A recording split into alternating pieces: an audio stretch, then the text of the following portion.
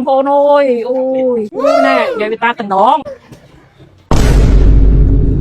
Damn បងអត់ក្តៅទេអាលៀកខ្ញុំចូលចិត្តអាលៀកវាដាក់មកយកក្តៅទេដល់នេះកតុនល្មមដាក់បាយហូបហ្នឹងតិចល្មមវាអត់ច្រើនណាកោតណៅចាកោតណៅចា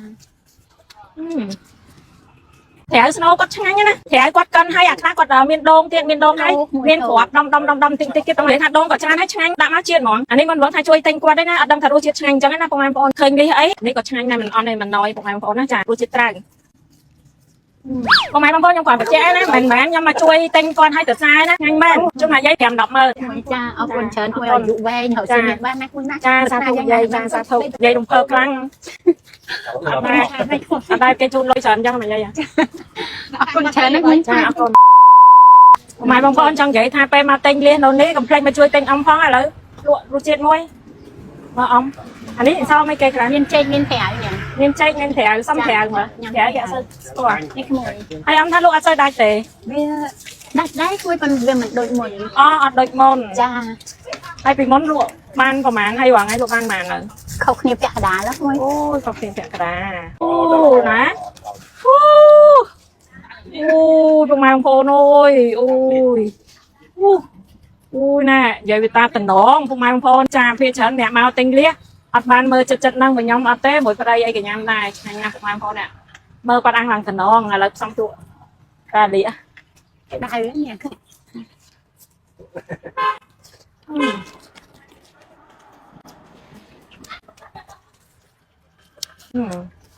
កតុនល្មមគាត់ដាក់បាយហូបហ្នឹងតិចល្មមវាអត់ច្រើនណាកោតណៅចាកោតណៅចាមកល្មមដៅបងអត់ក្តៅទេអាលៀកខ្ញុំចូលចិត្តអាលៀកវាដាក់មកយកក្តៅរះមកដល់នេះតែត្រាវស្នូគាត់ឆ្ងាញ់ណាត្រាវគាត់កិនឲ្យអាខ្លះគាត់មានដងទៀតមានដងហើយមានគ្រាប់ដំតិចទៀតបងប្អូនមើលអត់ឃើញទេមកខ្ញុំតែតាមចង់និយាយថាដងក៏ច្រើនហើយឆ្ងាញ់ដាក់មកជាតិហ្មងអានេះមិនបងថាជួយទិញគាត់ទេណាអត់ដឹងថារសជាតិឆ្ងាញ់អញ្ចឹងណាបងប្អូនអញ្ចឹងកុំភ្លេចឃើញលីសអីចាឬមួយក៏នេះក៏ឆ្ងាញ់ដែរមិនអន់ទេមិនណយបងប្អូនណាចារសជាតិត្រាំង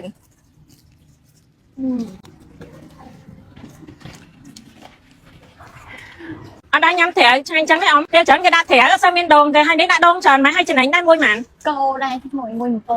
រាំនឹងកោជាមួយកោមួយខ្ទិះដងហើយមួយដងចាកោទឹកតែរឹង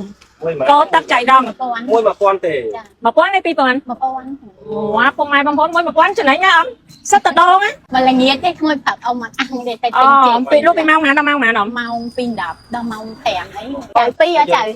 ដល់យ៉ាងណាមិញបងប្អូនហាងហើយគ្រាន់តែបានញ៉ាំបាយជ្រាដល់ពេលញ៉ាំលីហាហល់ប៉ុន្តែដល់ពេលញ៉ាំអានេះមានណាដល់ពេលវាឆ្ងាញ់ពេកចង់អស់អានោះទៅតែចេកឡើងតុន